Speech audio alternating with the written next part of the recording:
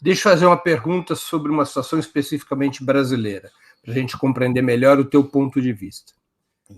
Há situações, além dessas que você já se referiu, e das situações de guerra declarada, nas quais a justiça poderia ou deveria impor censura prévia, como a extrema-direita acusa ter ocorrido na campanha eleitoral contra a Rádio Jovem Pan? Não houve censura prévia da Rádio Jovem Pan. Não houve.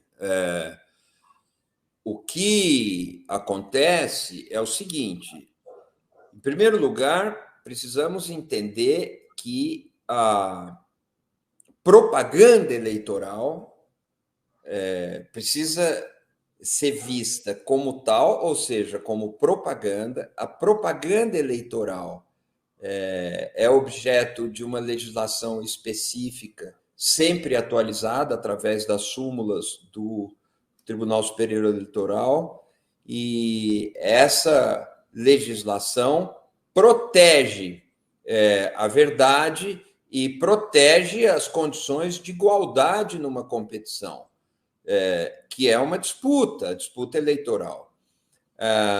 O que o Tribunal Superior Eleitoral procurou preservar foi o bom termo dessa propaganda, enfatizando, e esse foi o sentido da medida recente do ministro Alexandre de Moraes, que um conteúdo previamente vetado ou previamente definido como mentiroso, ou um conteúdo que tenha tido pedido a sua suspensão, que tenha sido tirado do ar por medida judicial, ele não pode voltar com outra maquiagem para insistir na mesma mentira que prejudica o equilíbrio e a lisura da condução da disputa eleitoral. Esse é o sentido geral dessa medida. Ela não caracteriza uma censura prévia. E o caso Jovem Pan, especificamente, ele vai ficar mais claro nos próximos dias, nas próximas semanas, porque a própria empresa, dentro da sua liberdade, decidiu se reorientar. Nós vamos ver como isso vai ficar. Houve, na fala do próprio empresário, a mensagem de que ele não iria pagar por desobediência civil. Eu não sei bem se aquilo caracterizaria desobediência civil, mas o entendimento da própria empresa não diz que houve censura. Nós precisamos diferenciar essas coisas. Além disso, as circunstâncias de ação da Justiça Eleitoral no Brasil são circunstâncias a quente. A Justiça Eleitoral precisa dar respostas em 24 horas. Em 24 horas, ou às vezes em prazos menores. E um atraso aí pode custar o grau de informação a que a sociedade tem direito. Portanto, nós temos que entender essa situação num contexto de enorme pressão, com circunstâncias imprevistas e imprevisíveis, com tipos de distorções absolutamente novos, e a justiça tendo que dar resposta a isso para proteger o direito das pessoas. Nós estamos falando de propaganda eleitoral, não estamos falando de imprensa exatamente. Tudo isso é preciso ver com cuidado. E mesmo que a gente discuta no detalhe e no subtexto a decisão do ministro Alexandre de Moraes e localize ali alguma coisa que não tenha sido tão precisa, no conjunto, todos nós sabemos que a atuação do Tribunal Superior Eleitoral e a atuação do Supremo Tribunal Federal garantiram a eleição que nós tivemos agora em 2022 no Brasil.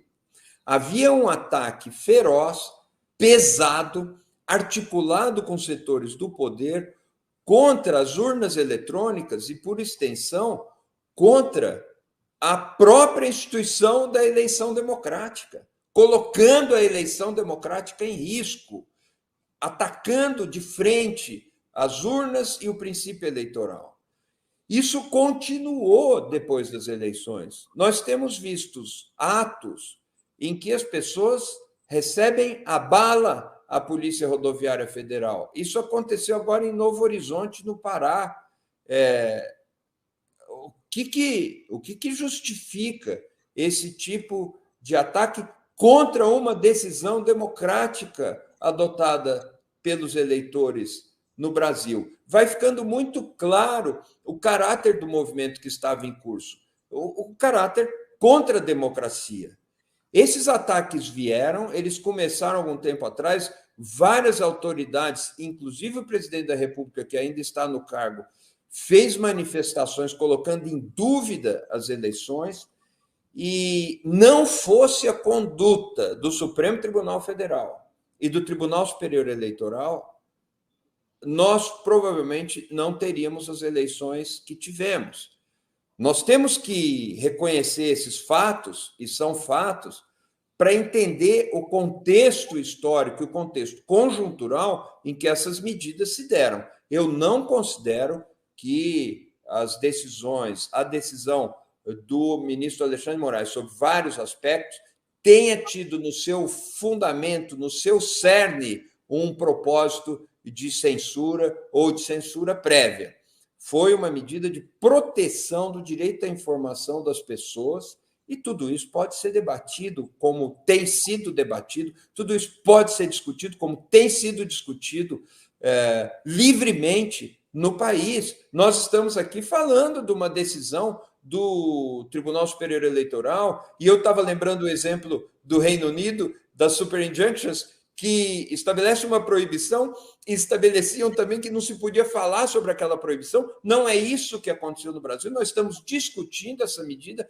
Pessoas na Jovem Pan ficaram falando o tempo todo que estavam sob censura, discutiam essa medida. Eu não vejo ali, no fundamento da medida, no cerne da medida, no espírito da medida, eu não vejo uma iniciativa censória ou de censura prévia.